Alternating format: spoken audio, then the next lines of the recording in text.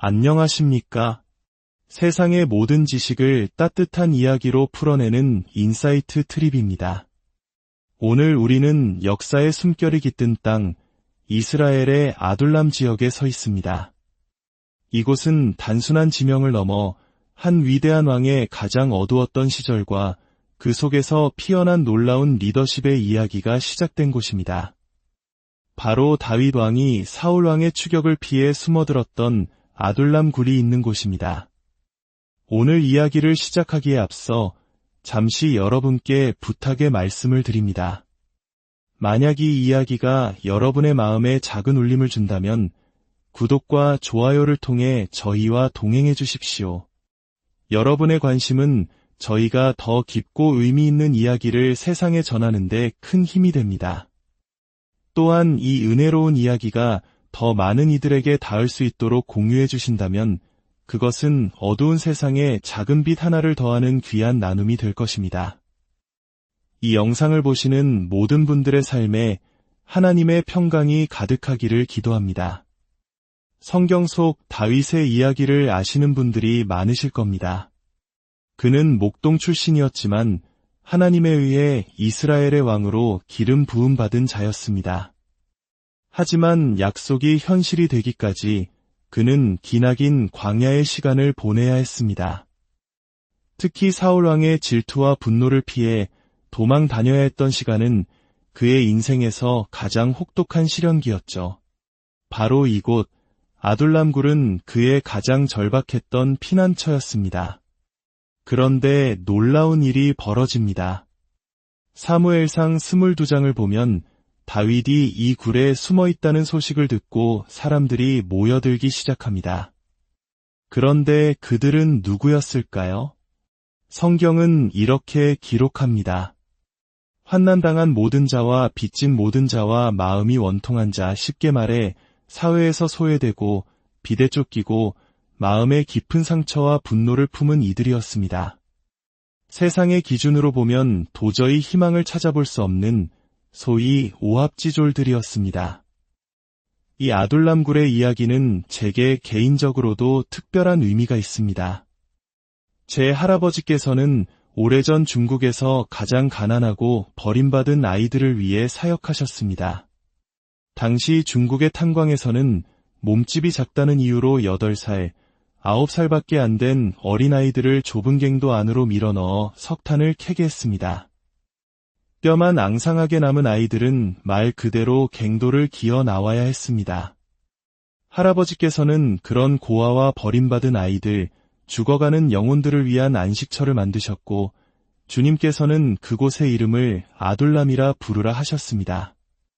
그렇게 저희 가문에서 상처받은 이들을 위한 첫 번째 피난처의 이름은 아둘람이 되었습니다. 세상은 보통 사회의 정상에 있는 사람들, 가장 똑똑하고 힘있는 엘리트들에게 먼저 다가가 그들을 통해 세상을 바꾸려 합니다. 하지만 다윗은 달랐습니다. 그는 가장 낮은 곳으로 갔습니다. 목동이었던 그는 왕의 추격을 피해 가장 낮은 동굴로 들어갔고 그곳에서 조용히 하나님을 예배했습니다. 그러자 세상에 가장 보잘것없고 상처 입은 이들이 그에게로 모여들었습니다. 다윗은 그들을 외면하지 않았습니다. 마음이 뒤틀리고 태도가 불량한 이들까지도 모두 품었습니다. 그리고 그 깨어지고 버림받은 이들을 이끌었습니다. 하나님께서는 종종 우리를 이런 환경에 두십니다.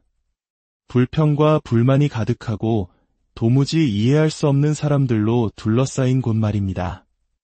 하지만 바로 그곳, 그 아둘람 굴과 같은 환경 속에서 우리는 진정한 리더십, 바로 섬김의 리더십을 배우게 됩니다. 진정으로 서로를 사랑하고 나보다 남을 더 귀하게 여기는 법을 배우는 곳입니다. 이곳 아둘람 굴에서 있었던 유명한 일화가 있습니다. 어느 날 삭막한 광야 생활에 지친 다윗이 깊은 갈증을 느끼며 무심코 이렇게 을조립니다. 누가 나를 위해 내 고향 베들레헴 성문 곁 우물물을 좀 떠다 주었으면. 그 말을 들은 다윗의 용맹한 부하 3사람이 목숨을 걸고 적진인 블레셋 군대의 진영을 뚫고 들어가 베들레헴의 우물물을 길어왔습니다. 그들은 자신들의 리더가 간절히 원하는 것을 위해 기꺼이 자신의 생명을 내놓았던 것입니다. 그런데 물을 받아든 다윗은 어떻게 행동했을까요? 그는 그 귀한 물을 마시지 않았습니다. 대신 그 물을 땅에 쏟아부으며 하나님께 바쳤습니다. 그리고 이렇게 말합니다. 하나님이여, 내가 결단코 이런 일을 하지 아니하리이다. 이는 목숨을 걸고 갔던 사람들의 피가 아니니까. 다윗은 부하들이 목숨과 맞바꾼 물을 자신의 갈증을 채우는데 쓸 수 없었던 것입니다. 그는 자신을 왕이 아니라 부하들과 똑같은 섬기는 자로 여겼습니다. 그는 자신을 낮추어 그들과 동일시했습니다. 이 모습은 우리를 위해 자신의 모든 것을 내어주신 예수 그리스도의 모습을 떠올리게 합니다. 예수님께서는 우리를 위해 자신의 생명까지도 아낌없이 쏟아 부으셨습니다. 나는 너희를 위해 모든 것을 내어주겠다. 나는 너희를 사랑하고 또 사랑한다. 이것이 바로 예수님의 마음입니다. 다윗은 이 아둘람 굴에서부터 이미 예수님의 마음을 품은 리더였던 것입니다. 또한 다윗은 자신을 죽이려 쫓아다니는 사울왕을 존중하는 놀라운 모습을 보여주었습니다. 토끼처럼 쫓겨다니며 수많은 밤을 두려움 속에 지새웠을 그에게 사울왕을 제거할 수 있는 절호의 기회가 찾아옵니다. 굴 깊은 곳에 숨어 있을 때 사울왕이 바로 그 굴로 용변을 보러 들어온 것입니다. 부하들은 하나님이 주신 기회라며 당장 사울을 죽이라고 속삭였습니다. 그를 죽이면 이 지긋지긋한 도망자 신세도 끝나고 하나님께서 약속하신 왕의 자리에 오를 수 있었습니다. 하지만 다윗은 어떻게 했습니까? 그는 사울을 죽이는 대신 그의 옷자락만 가만히 베었습니다. 그리고는 그 옷자락을 벤 것만으로도 마음의 찔림을 받았습니다. 그는 스스로의 힘으로 약속을 성취하려 하지 않았습니다. 대신 모든 것을 주관하시는 하나님의 주권을 신뢰하며 잠잠히 기다렸습니다. 우리 중에도 하나님으로부터 예언의 말씀을 받고 20년, 30년 혹은 2년을 기다려온 분들이 있을지 모릅니다. 그리고 조급한 마음에 내가 어떻게든 이 일을 이루고 말겠어라고 다짐할 수도 있습니다. 하지만 다윗의 이야기는 우리에게 말합니다. 때로는 기다려야 한다고. 그리고 그 기다림을 위한 최고의 장소는 바로 이 동굴과 같은 고독의 시간이라고 말입니다. 은밀한 곳에 들어가 그저 하나님을 예배하며 그분의 때를 신뢰하는 것, 그것이 진정한 믿음입니다. 주님, 이 아둘람의 이야기를 통해 저희를 가르쳐 주십시오. 우리가 주님의 마음 안에 숨게 하시고 우리 주변에 어떤 사람들을 보내주시든 그들을 기쁘게 환영하게 하소서. 주님께서 언제나 우리의 영원한 피난처가 되어주심을 믿습니다. 하나님은 상처 입은 자들을 돌보십니다. 소외된 자들을 위로하십니다. 가난한 자들을 긍휼히 여기십니다. 다윗은 최고의 정예부대를 가질 수도 있었지만 하나님께서 그의 곁으로 보내주신 오합지졸들을 기꺼이 품었습니다. 우리가 감히 누구를 선택하고 판단하겠습니까? 모든 것을 내려놓고 하나님의 방식대로 일하시도록 내어드리는 것, 그것이 바로 우리가 가야 할 길입니다. 저는 수년 전 제 삶의 아둘람 굴과 같은 시간을 통과한 적이 있습니다. 저희는 320명의 아이들과 함께 있었지만 집도 잃고 갈 곳도 없이 쫓기는 신세였습니다. 아이들은 다윗의 용사들처럼 강하지 않았습니다. 그들은 세상에 버려져 죽어가던 아이들이었고 누더기 옷을 걸치고 있었습니다. 저는 모든 것을 포기하고 싶을 만큼 지쳐 있었습니다. 며칠간 혼자만의 시간을 갖고자 기도처를 찾았고 그곳에서 예배하는 중에 주님께서 강력하게 임재하셨습니다. 저는 환상 중에 수십만 명의 아이들을 보았습니다. 아프리카, 아시아, 아랍, 유대인, 남미 아이들, 온 세상의 아이들이었습니다. 그때 주님께서 말씀하셨습니다.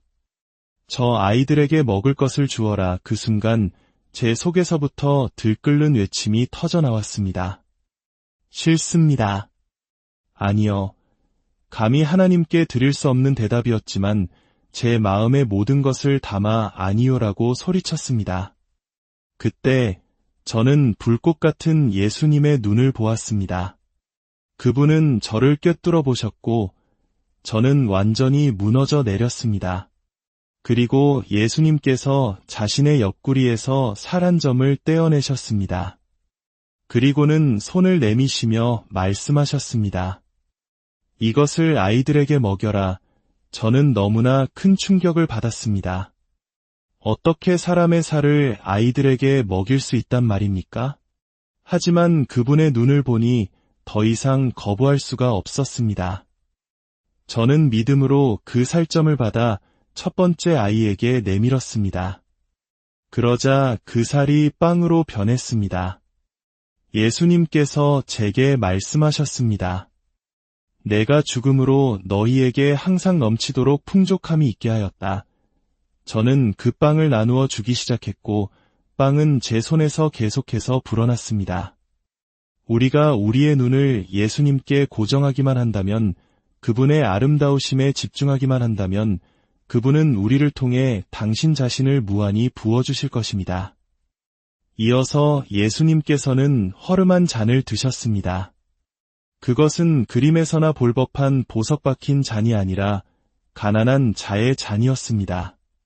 그분의 옆구리에서 흘러나온 피와 물이 그 잔을 가득 채웠습니다.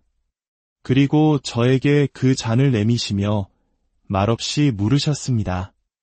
이 잔을 마시겠느냐? 저는 그것이 고난과 기쁨의 잔임을 알았습니다. 예수님께서 우리에게 마시라고 권하시는 잔은 바로 고난과 기쁨이 함께하는 잔입니다. 고난이란 그분이 보시는 것을 우리도 보는 것입니다. 소외된 자, 상처 입은 자, 죽어가는 자, 가난한 자들을 보고 그들에게 먹을 것을 주는 것입니다. 영적인 양식뿐만 아니라 실제적인 양식도 말입니다. 목마른 자에게 물을 주고 굶주린 자에게 밥을 주는 것. 우리를 사랑하는 사람뿐만 아니라 모든 굶주리고 목마른 이들에게 말입니다. 그리고 기쁨이란 예수님 한 분만으로 충분함을 아는 것입니다. 그분이 바로 만왕의 왕이시며 우리를 자유케 하기 위해 모든 값을 치르신 영광의 주님이심을 아는 것입니다. 우리는 그분 안에서 아무것도 아닌 존재가 되어도 괜찮습니다. 겸손의 삶을 살고 나보다 남을 낮게 여기며 다른 이들을 위해 내 삶이 부어지는 재물처럼 살아가는 것, 그것이 바로 예수님의 발자취를 따르는 삶입니다. 저는 아프리카 모잠비크에서 사역할 때 이 존중에 대해 깊이 배운 경험이 있습니다. 한동안 저희는 마을에 들어갈 때마다 사람들이 던지는 돌에 맞곤 했습니다. 어느 날 허리에 돌을 맞고 너무 아파서 주님께 물었습니다. 주님, 꼭 이렇게까지 해야 합니까? 주님께서는 제게 놀라운 답을 주셨습니다. 너는 족장들을 존중해야 한다. 당시 저희가 만나는 족장들의 9%는 다른 신앙을 가진 분들이었습니다. 그들을 어떻게 존중해야 할지 막막했지만 주님께서는 한 가지 단순한 방법을 알려주셨습니다. 그들에게 커피를 대접하여라. 내가 직접 장작불에 커피를 끓여 그들을 섬겨라. 당시 그곳에서 커피 1kg은 90달러에 달하는 엄청나게 비싼 물건이었습니다. 세상에서 가장 가난한 사람들을 섬기는 우리가 이렇게 사치스러운 일을 하는 것이 과연 옳은가 하는 의문이 들었습니다. 하지만 하나님의 명령에 순종하기로 했습니다. 저는 직접 장작불을 피워 정성껏 커피를 끓였습니다. 그리고 흙바닥에 앉아 몸을 낮추고 두 손으로 공손히 첫 번째 족장에게 커피를 건넸습니다. 그가 커피를 한 모금 마시는 순간 그의 얼굴에 눈물이 흘러내리기 시작했습니다. 저는 커피가 입에 맞지 않아 우는 줄 알고 당황했습니다. 하지만 그는 눈물을 삼키며 말했습니다. 당신은 이해하지 못할 겁니다. 오래전 식민 지배자들은 우리 같은 원주민은 절대 커피를 마실 수 없다고 했습니다. 커피는 백인들만 마시는 것이라고요. 그래서 우리는 평생 커피 맛을 볼 수 없었습니다. 그런데 오늘 당신이 우리에게 커피를 주었습니다. 우리는 비로소 우리가 존중받아야 할 존재로 여겨진다는 것을 느꼈습니다.